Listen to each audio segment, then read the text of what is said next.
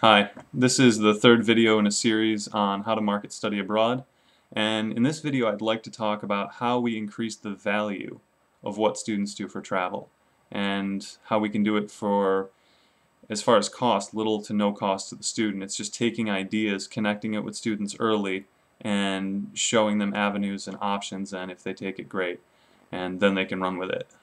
We talked about who we focus on, who our students are, who our target audience is, and it's really those students in those pockets and clusters that already want to study abroad, and it's just finding them.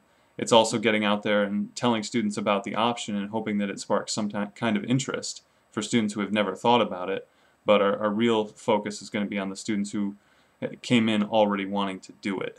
Um, as far as how students go about study abroad, the old model, the TV model, says I consume. I just take it in, it's mine, and then I share it by talking with people. The new model with the internet says I still consume, but now I produce and I share.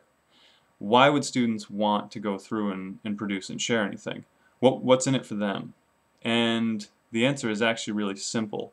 We need to take them back to, okay, when you graduate, what are you going to have? We need to go back to that story and say, you're going to have to tell a story on your job interview that's congruent with what you've done, that makes sense to the possible employer who's looking at maybe hiring you. This is going to be tough, but Louis Larson, I've got sad news for you. The resume as we know it is just about dead. I think almost irrelevant is probably the way to put it. We'll see where it is in 2 to 3 years, but because of the internet, the resume's kind of looking old and busted right now. Don't know how that's going to go over, but that's the reality of it. Why is that? Because your employer is going to Google you. Your prospective dates are going to Google you, students. It's just what's going to happen. They're going to find you and say, what's this person all about? Which makes a web presence very important. And so for the future, for study abroad, we need to have students thinking about how they're going to leverage the web, how they're going to use the information out there and control the information and put their best foot forward. One way to do that is video blogs, and another is regular blogs. And then have students connect that with their own personal site, which, by the way, you can do for free using Google Sites. We can get into more of that later. These are things that really need to be explored, but we'll talk about that in later videos. This needs to happen for students, because this is how students are going to get their name out there and be found, and actually possibly even found and have jobs come to them, as opposed to them having to actually submit a paper resume.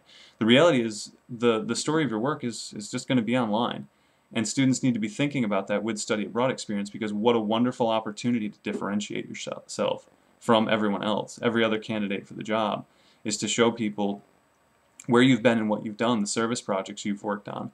So to have students thinking in these veins of what would I want to put on my own personal website, so that when whoever it is puts my name in, they say, wow, this person's done interesting things.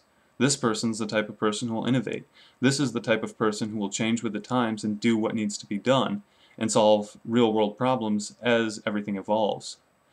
So that's the important thing we need to focus on, is how do we use the technology and leverage it so that students can produce and share? How do we give them a platform to do that, to connect with their friends? Because if they can work off this platform, as they're studying abroad, they can connect with people back home. They can connect with the friends that possibly would want to do it later. They can connect with their professors and the people that are really cheering them on. It can be watched by our office and the study abroad advisors to see what their students are going through and what they're facing and what their real programs are in real time that we may never hear about.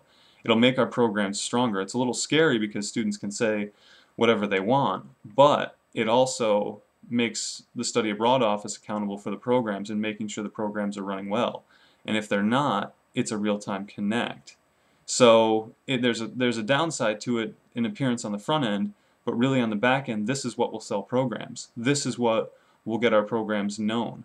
And as professors are watching and sharing with their class, this is what my student did this semester in Ghana. This is what my student did this semester in Costa Rica. And these were the places that they went. Wasn't this amazing? And sharing that with their classrooms. This is a way to bring the world into the classroom and show people in real time almost what's going on. And at the same time, the students can use it for professional development. And we need to have them thinking in that vein of how do I do this professionally to give me the best value for my dollar. And when we look at it that way, when we look at it on the, hey, this is what you're going to have in the end, and if we can get students and even parents looking at that and saying, wow, the education's going to be worth it. It's worth that little extra money to differentiate yourself, especially in this economy. So I guess the question now is, what's the best way to go about making something like a professional blog or showing students how to use the technology? Again, like study abroad, the best way to do it is to find a model and then to run with that. Thank you.